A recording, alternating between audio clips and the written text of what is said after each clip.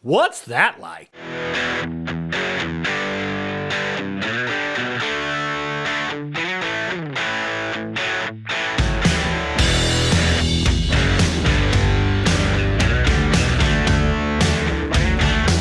What's going on, people? Hey, it's another edition of the What's That Like podcast, and I am your host, John Knowles. We are back again with another new episode. I promised you would be cranking out some more in a hurry here, and this will be our third one in 3 weeks. I'm glad to get it out to you. I want to thank all of you for all the listening support you've given to the show. I think our Facebook page just crossed over the 500 like range, which is still kind of amazing to me when I start to think about what we've done with this show in just 6 short months. It really is amazing. We've expanded, most of you probably have come to the show via some of the videos that I've posted over the last 2 or 3 months or so. And that's just kind of been a way to promote the audio show, which is what you're listening to right now. But hey, if you like them both, great. If you like one over the other, I'll take you either way. As you know, this show is absolutely 100% and always will remain free. I produce this whole thing out of pocket myself. It doesn't cost any of you a dime. I don't even have sponsors at this point, more by choice than by lack of. I've actually been offered a couple of things at times, and I'm like, well, I could get a little bit of money to help offset some of my costs, but it's not really going to change my life. And at this point, I produce these things when I can, not necessarily because I have to. So it helps keep the quality of the show high because I'm only going to do it when I think I've got something quality going on, and I'm not just cranking episodes out because I'm on a schedule and I have to get them done. So I think that's better for you as well. Every time I put something out, it's going to be of a standard that I think upholds what the What's That Like podcast is all about. Our last guest was Kaylin Chardon of Illinois Hauntings, American Hauntings, and Haunted Carlinville Tours. She is putting on a whole slew of these tours in Alton and Carlinville coming up. She was back on the show, as you know, last week to tell some more stories around all the crazy haunted and crazy kooky history that we've got in this central Illinois area. And she's going to be doing one of the tours that I'm actually going to be attending on October 14th. It's a Saturday night. I think it starts at 7 o'clock. It's the Haunted Carlinville History Tour. I think it's $25 a person. And feel free to join in. That's going to kind of be the What's That Like Nation version of what we've got going on. I've got myself, my wife, about 4 or 5 other friends that are going to go. And we'd love to see some more of you out there and really support Kaylin in what she does. I think she's got a heck of a thing going over there, and do it with some friends of yours here from the What's That Like podcast. That'd be great too. Make sure you go over to IllinoisHauntings.com. You'll see the list of all the tours there. And again, the one on October 14th in Carlinville, that's the one that the WTL Nation will be a part of. This week, I've got my friend James Labonte. Now, James and I have been friends for probably, it's coming up on 30 years. His wife, Kim, I've known since we were, little kids, 1st or 2nd grade. We went to school together as well, but they're from here in the Mount Olive area. We are too. Our oldest daughters are both the same age, and we've spent a lot of time traveling, camping, vacationing a lot with each other's families. So yeah, I'm happy to bring James onto the show to talk about his business, which is called Labonte Photography.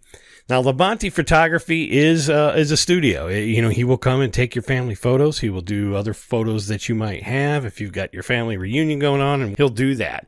But he's also branched out into what I really think is a cool thing, and that's helping you learn how to use your camera the correct way.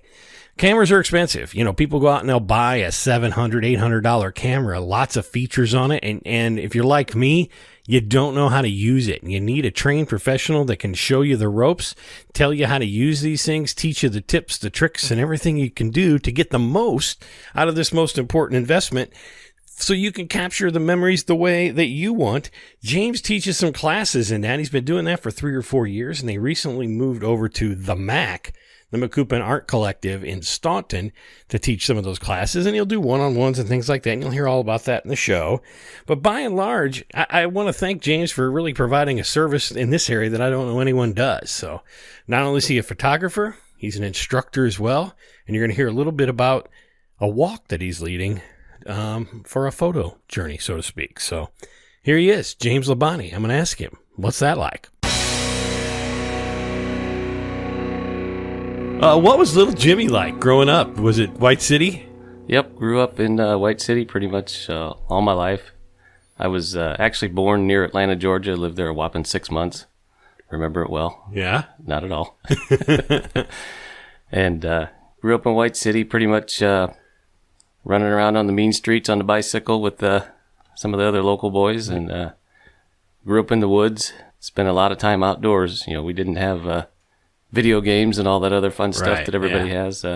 In fact, in the wintertime, we used to have to kick another friend's mom off the video game so we could play because she was busy playing. So you've been here in this community. White City's just across the highway from Mont Olive. You went to Mont Olive High School. Yep. And then you graduated there. What was that? 87? 87. And then where? Where did you go after that? Then I went away for my first year of college to Indiana Tech in Fort Wayne, Indiana. Mm-hmm. Why'd you go there? They had purportedly really good computer science program, had high employment rates after people graduated, things like that. You know, all the fun stuff colleges do to entice you. Yeah. But after a year there, I grew up quite a bit, figured out that I didn't really need to spend that kind of money out of state, and transferred to SIU Edwardsville. Graduated from there. So you finished up at SIUE, and you've been in computer science ever since? Yeah. And what do you do today? Today, my official title is an EMR admin, which is basically a fancy title for somebody that takes care of the main system that deals with patient care at a hospital. At a hospital, okay. And photography is why you're here today. Yeah. You are the owner of? Labonte Photography. And how long has that been in business? Right around 10 years. 10 years? You've been taking pictures longer than that, though. Yeah. I started really getting more passionate about pictures back in high school days. We actually had a shop teacher that came in after our first shop teacher passed away over the Christmas break. Wow. And he had a passion for photography, turned one of the rooms into a dark room, and we did black and white film photography, and then we even dabbled a little bit in color. Dabbled in color. It wasn't the dark ages, it was the 80s. There was no digital. No, there was no digital. Do you remember the first kind of camera you ever got? But the first camera I used, I borrowed from my grandfather. Yeah. Which was a 35 millimeter black. You know, we shot a lot of black and white or color film in that. Yeah. Never did any of that type of thing professionally. From there, the first, interestingly enough, the first digital camera I ever owned actually used floppy disks for quote unquote film. Like 3.5 inch. Yeah, the 3.5 inch hard floppies. I still have that camera today, and if I could find a floppy, I think it still actually works. I think I have some. We have to try that. I could hook you up. I know I've got some out in a file cabinet somewhere, unless the oxidation on the disc has ruined them or something. Is that possible? It's a good question, because I found a pile of them at the old studio house, stuck them in there, and it didn't care for those. So it didn't work for them, huh? So when did you start transitioning then from a hobby into a paid gig? When did you kind of go, this is something I want to maybe make a little bit of money at? Yeah, so I guess about 10 years ago, we bought our first digital SLR camera, which is physically just like a film camera, except you don't put film in it. Mm-hmm. Something with, interchangeable lenses, all that fun stuff. We actually bought it just to take more or less photographs of the family and the kids, just like everybody else buys one. Yeah. I started taking some pictures of, just family and friends, and people looked at it and noticed that, hey, these look pretty good. You should start encouraging me to go professional, which is unfortunately what happens to a lot of people. Uh-huh. I guess fortunately for me, I believed them. Because if you never notice anything when you post a picture on Facebook, all of your likes and ohs and ahs and all these great comments, they're your friends and family. That's true. They're not your worst critics. No.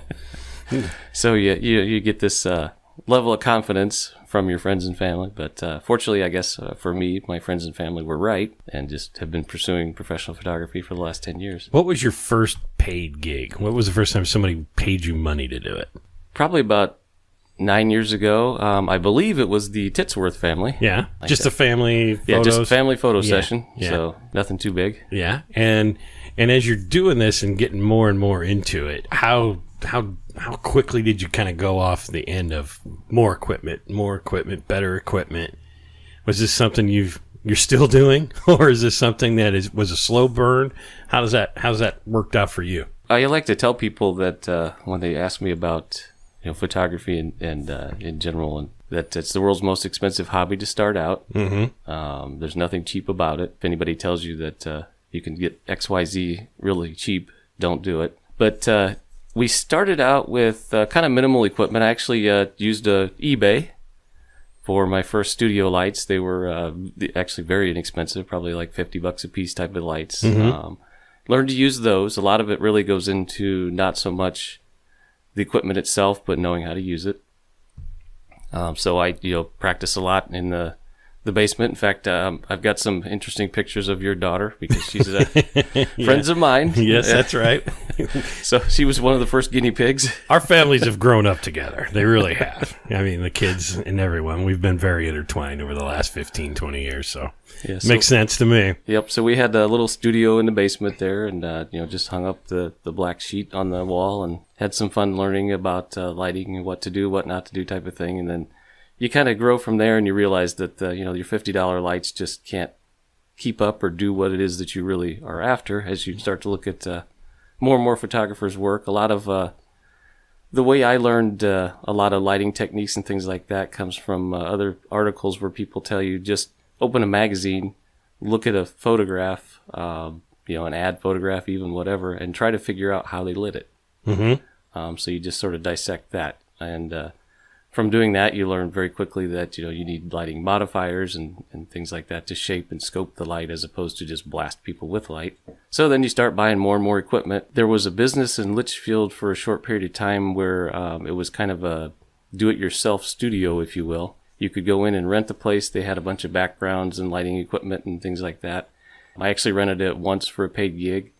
And then shortly after that, they decided that was a business model that just wasn't really taking off for them. So they sold all their equipment. Mm-hmm. And we ended up buying the majority of their lighting equipment, some of the backgrounds, and a few other props and things like that. That kind of jump-started your stuff then. Yeah, and that jump-started. So I have, from that purchase, I have probably one of the world's largest soft boxes. It's literally as big as I am. What's a soft box? So that's just a device you put in front of a flash to shape the light and to soften it. Okay. Hence the term soft. So rather than just when you blast a bare bulb out into anything, even a light bulb in your room, the light just spills everywhere. Light travels in a straight line. So if it can come off an edge of a light in a straight line, that's where it's going to go. Uh-huh. So you take these different shapes and sizes of soft boxes and things, and you shape the light, so you force it in a specific direction, and then you usually want to soften it because most people don't look good with hard light. Is that kind of one of the biggest tricks between a good-looking photo and a photo? It can be. It depends. If you're going for just kind of your run-of-the-mill photo of a person, what do they look like when you look at them naturally? You're after not changing the way that they look with the light. So you kind of just have to study how light naturally hits a person's face and then mimic that with fake light for the camera to be able to deal with it. Yeah. And then other things, you're trying to get extremely artistic. So you're, lighting half their face or, you're doing all kinds of fun, weird things with light. What's the biggest mistake people make? Maybe when they think they want to take good pictures and they decide, I don't want to pay for that. I'll just go buy the camera myself. What's the biggest mistakes people make when they do that? Is it the camera itself, not knowing how to use it, both? How would you answer that question? 9 times out of 10, it's not necessarily knowing how to use it to its full capacity. So I teach a lot of people now that, and I talk to them a lot about, why did you buy this camera? What are you intending to photograph with it? And most of the time, it's moms and dads that bought it to photograph their kids playing sports or, just around the house and things like that. Yeah. And they believe that they want to save money, by not paying a professional. So they go out and they buy the camera that they see in the ads and on the store and things like that without really pre-educating themselves on what the capabilities of the camera and the lens are. Mm-hmm. And then they, bring it home, take it out of the box, turn it on, and 3 or 4 times out of 10, they get a good shot based on just, leaving the camera the way it came out of the box. And then other times, then they take it and they figure out, okay, well, I can do this. And they go to a sporting event and all their pictures are blurry or too dark or possibly too bright or whatnot. And without the knowledge behind how to actually control the camera as opposed to letting the camera control you, they get frustrated. They put it back in the box and there it sits for years to come. So what would you recommend people do if they want to expand and go into a nicer camera to get those better photos? What's your best advice for those people? The best thing you can do is, seek out a photographer or seek out one of your friends that you look at their pictures and they seemingly have mastered the craft. Yeah. And, try to get their advice for, what types of things did they struggle with and have to go through, and what did they really have to buy to get the photo that they wanted. Yeah. Or read magazines, read articles on the internet, whatever, sort of pre-educate yourself before you actually, open your wallet. Yeah. Now, you've stepped into this, right? I mean, I know for the last, 3-4 years, you've been teaching classes. It's like if you bought this camera, you'll offer to help them how to use it. You've kind of taken your business and taking it in a whole nother direction to expand it, right? Yeah. Yeah, you could say, I guess, that I have a passion for rescuing cameras from dust. That's kind of how it started. It started out as, just another way to make a buck to support the business. It also kind of grew into a passion of, there's a lot of people out there that own these things that are frustrated with them, and they just sit there and collect dust, and nobody uses them. I felt like, why not try and see if people are interested in actually learning how to use their cameras? Yeah. So how would they find out about your classes? Every class that I have is advertised on Facebook. I have 2 different Facebook business pages, if you will. One is for my photography business in and of itself, and then the other one is for my training business. So if you just search for Labonte Photography, you'll run across both of them, actually. Okay. What are they going to learn in your class? How long is it going to take? What's it cost? I have 2 classes that I've been teaching now semi-regularly, I suppose you could say. One is a very beginner level that I talk about the basics of exposure. There are 3 things that you have to learn how to control on the camera to get proper exposure. And then I have another advanced class that goes beyond exposure, a little bit more into creativity, talks a little bit more about color of light, and understanding why your camera doesn't work like your human brain and in your eyes, and the things that you have to do to deal with that, and a little bit about flash photographies.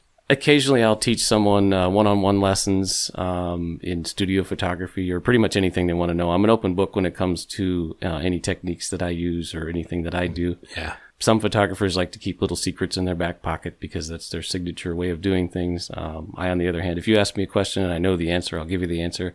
If I don't know, I won't make it up. Yeah. I'll help you research it and we'll figure it out. Now, you mentioned you had a studio house. You teaching most of your classes there? I started out teaching all the classes in the studio and have progressed from there actually to a place in Staunton called the MAC. Okay. And the MAC stands for Macoupin Art Collective. And some fine folks over there are doing some great things in the community of Staunton for all forms of art. In fact, they even have a darkroom if you're interested in film photography. Really? I partnered with them to teach a couple of digital photography classes. So I've been teaching the beginner and advanced classes there. From there, if you really wanted to do more studio lighting and that, rather than me drag all that stuff over there, I would teach those out of the studio. But it's been good. We've had a couple big classes, a couple small classes. The word's kind of getting out a little bit. And it's been fun meeting new people and learning, what it is they know and what they don't know. And I've, believe it or not, had a few students contact me back and say, wow, I learned a lot. And, now I really have a better understanding for what I'm doing. And, some you never hear from again because I'm guessing just from the looks on their faces after they're done that this is really hard. Well, if it was easy, everybody'd do it, right? Exactly. That's what the iPhone and the Android phone are for. Yeah. James, it's the holidays coming up. We're going to have a lot of family photos in the house, Thanksgiving, Christmas, things like that. What are some of the easiest things I can do with a camera to take a better picture, say in a closed environment like your house? Inside the house, most of the time, there's typically not enough light. You may have what you deem as the brightest room in the house. 9 times out of 10, to get a really good photo of a group of people in a house, you need to use some sort of a flash. Unfortunately, the one that came with your camera that's built in is usually not up to par. So you'll end up spending a few bucks. They've got some really good quality lights that you can buy, just stick right on top of the camera for $50-$60 now. Yeah. And my biggest advice there is if you have that type of light, just point that sucker straight up at the ceiling and use that to bounce the light back down onto the people. Okay. Not taking lampshades off and trying to just flood everyone. That's not a good idea? No, not usually. Okay. We're out in the backyard. and it's just a normal day, and you're not too far away, but you want to take a nice picture out next to a tree or something. What are the things you want to look for there? Yeah, so you're outside, so usually plenty of light, so you don't need any artificial light if you so choose. Typically, we'll get a better photo if you place the subject in the shade or at least place it so that their back is to the sun. And generally, that's just because if you turn towards the sun, the first thing you do is squint your eyes, and you don't get a very good photo of people with squinty eyes, unless that's what you're after. So, if you're outside trying to take a portrait of sorts, find a nice shady spot, an overhang from the house, tree, whatever. And then you could try shooting it with the camera in full auto mode, and it'll probably do an okay job there. Or if you're trying to get a little bit more creative and you want the old background to be blurred behind them like you see the fancy professionals do, you'd want to set it on aperture priority mode and open up the aperture to the largest setting that you can get, which is very confusing because that's actually the smallest number. So give me an example. What does that mean? So your aperture numbers generally go from like a 2 to a 22. So an aperture of a 2 would be actually more light coming through the lens versus 22, which is smaller or less light. Is that the f-stop? Yes. So it's the f-stop, lower number, more light. Yes. And the reason for that is it's actually a fraction. It's not generally represented on the camera as a fraction, which is what confuses people. I gotcha. So it's actually 1/2. So half is larger than 1/22 or 1/22. Okay. And you mentioned before, a lot of people buy these cameras and go, well, I want to take pictures of my child. It's soccer season. Football's going on. Soccer game probably a little bit easier during a Saturday afternoon. What would you say for somebody like that that's a distance away? Yeah. So generally you want to kind of get in as close as you can to the action, which means you're going to have to spend a few more dollars on a telephoto lens, because a shot of just a bunch of little people running around on the field is generally not as interesting as a close-up shot of your kid taking the ball off the face. Digital zoom is not a real zoom? Yeah, digital zoom generally won't cut it. Usually what happens is the photo ends up grainy if you end up with digital zoom. So like on your phone, for example, has a certain range of digital zoom, and we've all tried it. And we could get okay photos sometimes, but a lot of times we notice that it's either ends up blurry or grainy. And that's because it's basically trying to enhance one small portion. So I'll say pixels that you get on your iPhone, you reduce that number by a factor of 10 if you get a 10 times digital zoom. Do I have that right? Yeah, basically, yeah. Okay. So you're basically making larger pixels out of the tiny pixels. Okay. So during the daytime, plenty of light, get a nice optical zoom lens if possible. What would you say if it's a football game, Friday Night Lights? Probably a little bit tougher. Yeah, a little bit tougher because, again, it's not enough light. You generally don't want to use a flash. My rule of thumb for any sports photography is do not ever use a flash, mainly because it A, won't help your photo, and B, could cause harm to athletes. So, picture yourself at a football game, you're in the end zone, kid's charging towards you, and you blast him with a bright light in his face, and he gets nailed, from the side. Yeah. All because of you. That's not what you want. It's dangerous enough on the field to begin with. Not cool. So first thing you're going to need to do is grab up all your equipment and run. Sound like you've been there before. No. No. Fortunately, I learned early on in the years of photographing the kids at gymnastics events, because they announce very loudly, no flash photography. Yeah, absolutely no flash. And it's for the athlete's safety. It's not to make your life harder. Yeah. How important is Photoshop to everything that you do? So generally, a photo that comes straight out of the camera still has a lot of flaws, whether it be flaws on the person themselves. A lot of people still have acne. I'm 48 years old, and they still get a pimple every now and then. Yeah. Facial blemish, or when I photograph a lot of kids, they have a lot of cut, scrapes, and scars because they like to fall a lot. Mm-hmm. Generally, everything that you see that I'll publish on Facebook or my website will be run through Photoshop in some way, shape, or form, some more than others. And other things, to correct either possibly mistakes that I've made when I took the photo, so lighting mistakes or the color of the light in the photo. A lot of times we do that, a lot of correction there. Mm-hmm. I actually shoot in what's called RAW mode on the camera, which basically says just capture what you see and don't do anything to it. Whereas when you take a photo and you look at the back of it, even shooting in RAW, when you look at the back of the camera, it's actually been processed by the camera into a JPEG file. Okay. So the camera's done something to it. So when I take that raw file and put it onto the computer, it doesn't look exactly like it did on the back of the camera. Because it's open for everything to be interpreted. Yeah. I gotcha. Yeah. Are there Photoshop alternatives that people could utilize, maybe that's less costly? There are a few. There's a suite that I actually use as a plugin from a company called On1 that they keep adding more and more features to that package and that you can actually run it as a standalone as well as a Photoshop plugin that you can do quite a bit with photos. And then Adobe also has a product that they call Lightroom that was actually built by photographers for photographers. Photoshop was not. Both of those apps still have a few limitations, but for the most part, you can do pretty much anything that you would need to do unless you're altering the photo in a way where you need more tools and things that aren't in those two applications.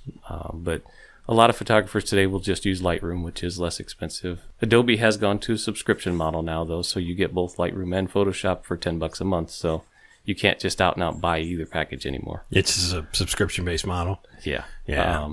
Paid license, I guess you could say. But at least you're getting updates along the way. Yeah, you get updates instantaneously. Yeah. You don't have to wait year over year for a new update. You don't have to pay, $100 a year, $200 a year for the updates anymore. You just pay your $10 a month and move along with that product. But the On1 product, you can just purchase and use it. They do release updates and encourage you to buy the updates every year. There is a freebie out there on the internet called GIMP, which is a lot like Photoshop, but in my opinion, just because I've used Photoshop for a lot of years, it's more difficult to use.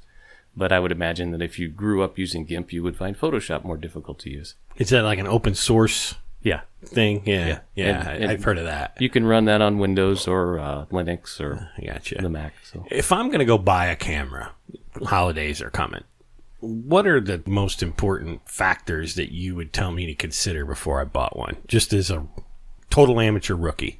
Yeah, so the most important thing really is figuring out ahead of time what it is that you want to photograph, and then looking at actually the lenses before you actually look at the camera body itself. There are a lot of differences between the different camera bodies. A lot of it comes down to cost. In all honesty, you could take a really good lens and put it on a less expensive camera body and get just as good of a photo as you could with a really good camera body. But if you put a cheap lens on any camera body, it doesn't really matter whether you paid $1,000 or $4,000 for the camera body. You're still not going to get a good photo. Lens is the most important thing, is what you're telling me. Yeah, the lens is the key to the whole thing. And if I want to shoot sports, I need a long lens. If you want to get in close to the action, you need a long lens. If I want something close, I don't need it, but I probably want something that shoots and takes in more light in the way that you were talking before, right? Yeah, and something that you can focus close with, which they label as a macro lens. I gotcha. So a lot of this stuff, like you said, can be learned at the Mac in Staunton. You're teaching classes on there. Is it like a monthly basis? Yeah, I've been doing about one a month now. This time of year has been a little bit sparse, I should say, because a lot of the folks that are interested in it, their kids are all active in the sports right now, and it's very difficult for them to get away. So I envision that it'll probably pick up more in the wintertime. We'll still be competing with a few of the winter sports, but won't be competing with other outdoor activities that the moms would have, I should say. And they can get more information, like you said, on Facebook. Yeah, absolutely. On your webpage there. You've got an event coming up called the Worldwide Photo Walk. Tell me about that. Yeah, so the Worldwide Photo Walk, it's actually the 10th anniversary of the Worldwide Photo Walk. It was started by a photographer out of the Tampa, Florida area by the name of Scott Kelby. Scott has all sorts of businesses that, he teaches a lot of photography. He obviously takes a lot of photos. He photographs for the Tampa Bay Buccaneers on the sidelines. He's pretty well known and respected within the industry, and I've actually learned a lot from a lot of his online classes and in-person classes, actually. And so Scott started this 10 years ago as a way to create more community in the photography world, if you will.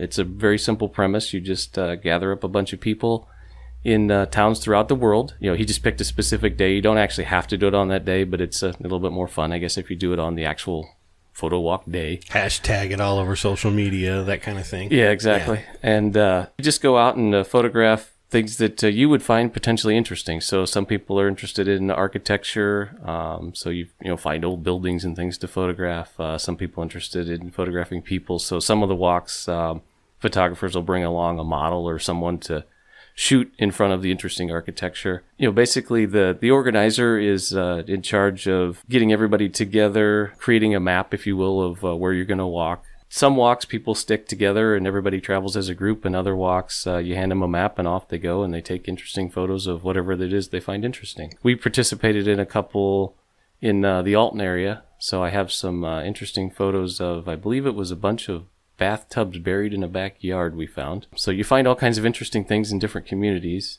I chose Staunton just because it's close to home. Yeah. You're running class out there, so you've got an audience, right? Yeah, so we have a bit of an audience. We are actually starting at the back. We got permission to use their parking lot as a staging area, if you will. Mm-hmm. And we'll walk probably 1 or 2 miles and try to find some interesting things in Staunton to photograph. Anybody that would stick with me, they can ask any sort of question that they would like. And the beauty part of it is it's absolutely free. Absolutely free is a good cost for people in this day and age. So when is it? It is Saturday, October 7th. We're going to start at 9 a.m. In front of the MAC. It's right there on Staunton Main Street. They do have a sign out front, so hopefully you can't miss it. It's where the old, I believe, Bishop Motors was. Okay, yeah. How long will that day last? So you said you might walk a mile or two. What will the day look like? Yeah, I've got it scheduled from 9 a.m. to noon. A lot of it depends on how fast you walk, how often you stop and take photos of various things. Most of the time, it's about a 3-hour sort of jaunt, if you will, through whatever community it is you choose, in our case, Staunton. And then after that, anybody that wants to get together, potentially for lunch, we could stick around and hit up one of the local eateries there in Staunton and, talk photography, look at each other's photos. One of the other side benefits of this is that you do get to submit, and we do encourage you to submit your photos to Scott's worldwide site, and he is giving away some prizes. Okay. So is there anything, is there a T-shirt or anything involved for the one that you're doing? You can purchase a T-shirt. The T-shirts he put together to benefit an organization called the Springs of Hope in Kenya. 100% of the proceeds from the shirts go to the orphanage. That's just something that Scott's felt compelled to give to over the last 10 years. So you can also, he has another link on the Worldwide Photo Walk site that you can just, out and out donate cash to it as well. All right. So the day to get on that is October 7th, 9 a.m. Just show up that day, or do they have to pre-register? They do pre-register, and again, it's free. Just go out and search for worldwidephodowalk.com. All run together, all one word. And they'll find more information again on your Facebook site. You can find it on my Facebook site. There's a link to it from there. Okay. James, you've been doing this now for about 10 years, and I know you go and you shoot stuff down at, it's the Paul Mitchell School. Is that right? Yeah. I do have a good friend that's one of the owners down at the Paul Mitchell School. She's does mainly hair. She'll do makeup as well, but she's mainly a hairstylist. Mm-hmm. We get together usually about once or twice a year to do some creative things. Mm-hmm. And then I've done some other things with some of the students from the school. And then I've photographed the school, I guess you could say commercially, for some contests and stuff that they enter. So we've formed a pretty good relationship over the years. I know you generally you post some neat photographs coming out of those events that seem to get a lot of those likes you talk about on Facebook. Yes. People generally like the really creative stuff. In fact, we're doing a shoot that same weekend on the Sunday the 8th here in Mount Olive, kind of a biker chick theme. Ginger, the gal that is my friend there, she and her husband just went to Sturgis this year. Yeah. And she, saw the scenery and all the fun things, the way people were dressed. And she dressed as a biker chick herself, obviously. So she came back inspired, and she reached out to me and said, "Hey, you want to get together again to do something creative?" And I'm always up for something creative. It's obviously difficult to find people that'll pay you to do that sort of work. Mm-hmm. But it's the type of work that I really like to do because it stretches your abilities and your creativity.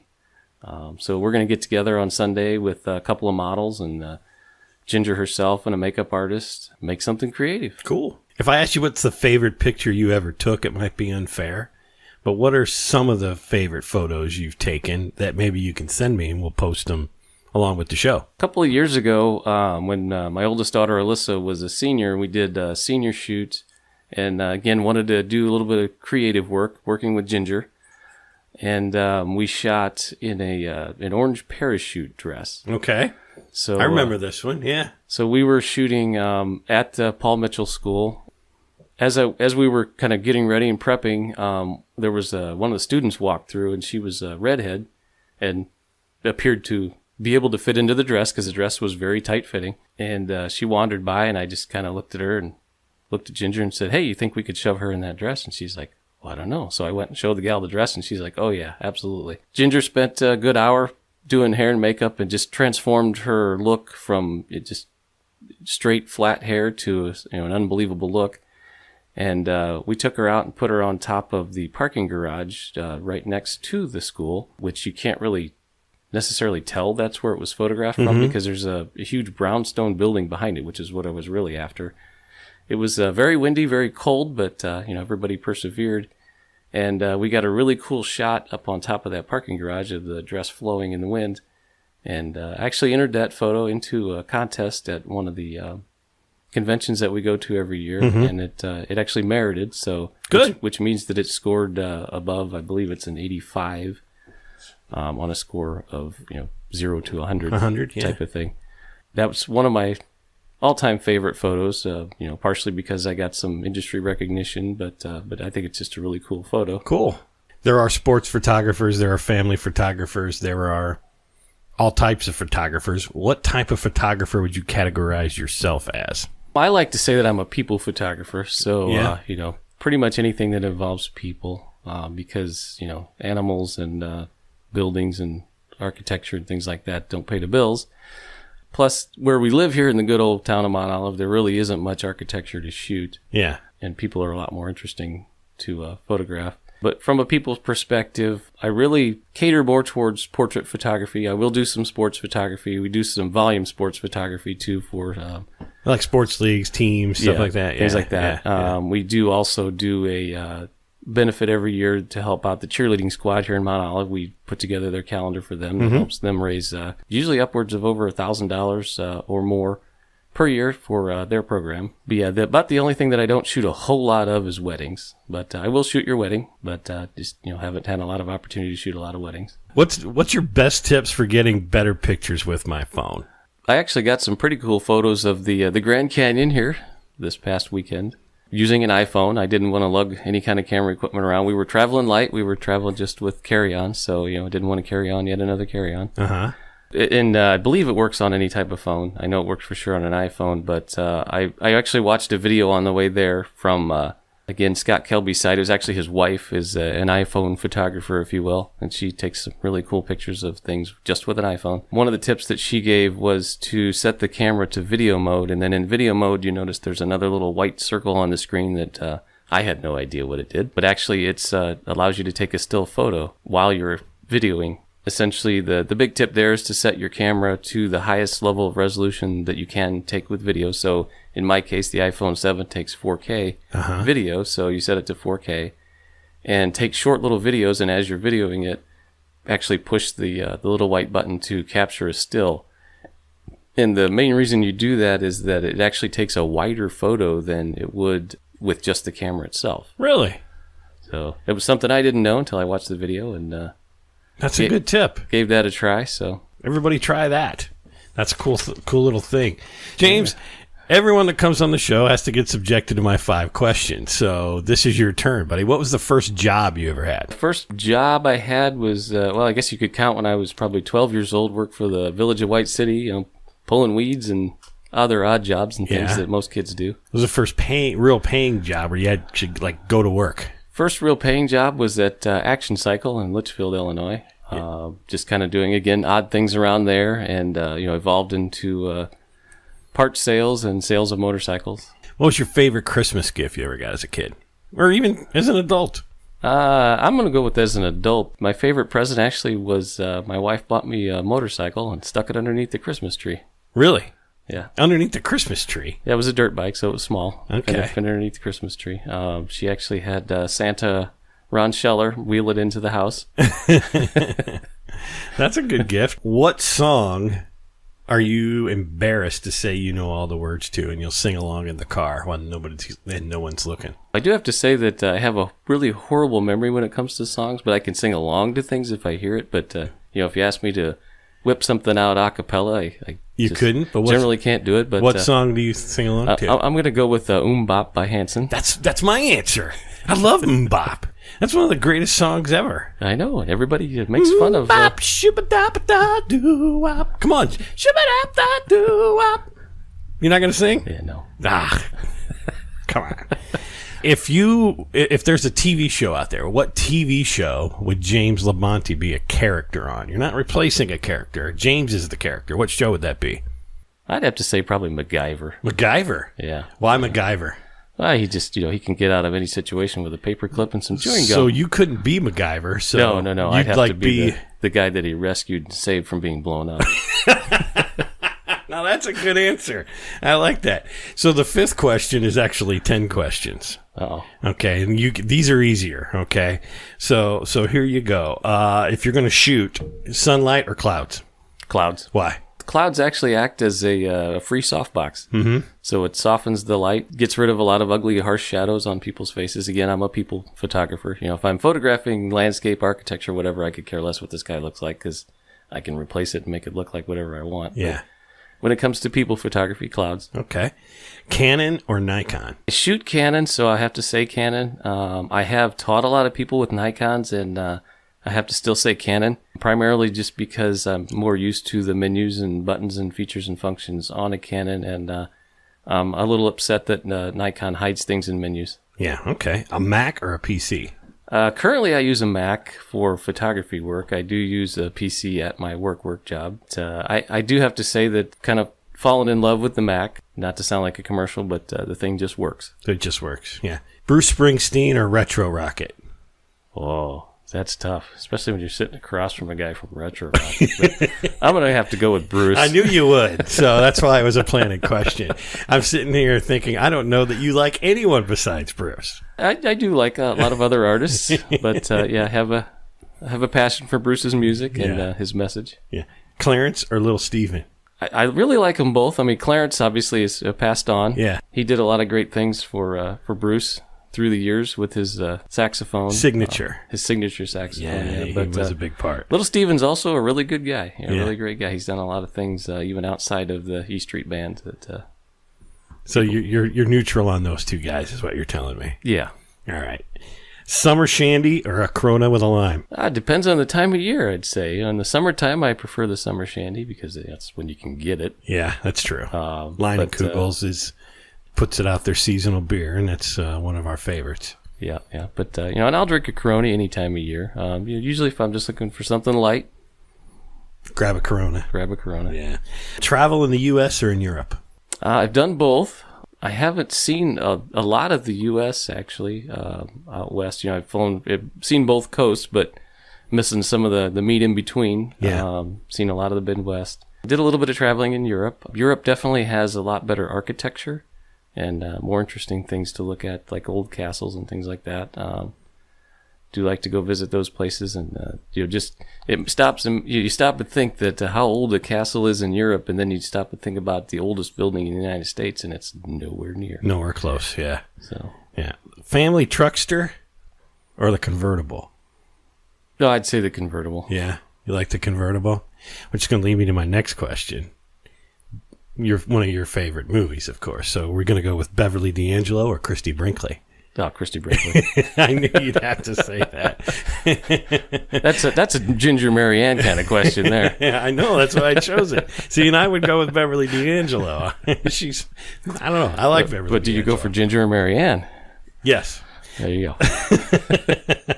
So that leads to the last question here. Vacation or Christmas Vacation? I'd have to say Christmas Vacation. Yeah, you quote that movie incessantly. I mean, all year long. Well, James, I want to thank you for coming on the show. It's been a long time coming. Why don't you run down one more time where we can find all the information on you and your classes and the upcoming events? Okay, so I do have a website that's just www.labontePhoto.com. And then I also have 2 Facebook sites that I keep pretty up to date, kind of I'm not a big blogger, so I use those more of a blog than anything else, and to keep people up to date and for advertising. So you can just search for Labonte Photography on Facebook, and you'll find both the training website and the my normal photography website, or page, if you will. We do have another class coming up. Actually, it's this Thursday, October 5th at the MAC. It's a beginner level photography class. Those classes are just $20 for about 2 hours. A lot of times I ramble on those, so sometimes you have to kick me out. So you'll definitely get your money's worth out of me. And the photo walk is on Saturday the 7th, right? Yep. Yeah. Photo walk coming up the 7th. And then just keep a lookout for more classes coming up. Probably, again, like I said, more in the wintertime. Okay. Well, James, thanks for coming on the show. Great. Thanks for having me. Well, there you have it. That was James Labonte. A whole lot of fun to talk to there. Subjects there that I think a lot of you can relate to. Either you're taking pictures with just your iPhone, or you've got a little more higher quality camera. Maybe some tips in the podcast to help you get a little bit more out of it. But if you want to know more, don't forget to check out his website there. It's labontePhoto.com. And you can search Facebook for Labonte Photography, and you get both his sites, both his photography business page and the training classes page that he set up for that. So thanks a lot, James, for coming on. I really appreciate it. Up next, I want to talk to another friend of mine, a guy by the name of Greg Shively. Now, Greg's wife is also a photographer as well. She's a hobbyist. And recently, she completed a 365-day photo journey that Greg was instrumental in kind of shepherding along and making sure they got to a lot of the interesting places that his wife Leslie could take a lot of these pictures. So I want to talk to Greg about all the interesting places he went to and the expense and everything he went to go to get that done right here on the call. All right, Johnny, we're done. What? Again, Bob? Sorry, we're out of time. Well, sorry, Greg. We'll try it next time. Again. That's it for the What's That Like podcast this week. Don't forget to go out to our Facebook page, What's That Like podcast. Just search for that in Facebook. Give us a like. You'll never miss an episode. Subscribe on iTunes and all the other regular places. We've recently been added to TuneIn Radio, so you can listen in on TuneIn if you like that app. And you can always use your Amazon Alexa, the Echo, or whatever you use with Amazon to say, hey, ask TuneIn to play the What's That Like podcast. And you'll get my show right on your Amazon device as well. So with that, talk to you next time. Peace out. What's That Like is available in the iTunes and Google Play stores. Search for What's That Like. Subscribe today and never miss an episode. Streaming is available at SoundCloud.com and on the SoundCloud app. Follow What's That Like at Facebook.com/What's That Like Podcast and on Twitter at What's That Like Pod. All opinions of the guests of the What's That Like podcast are their own, not necessarily the views of the host or the podcast producers. We hope you enjoy this podcast serving Central Illinois and beyond. Peace out!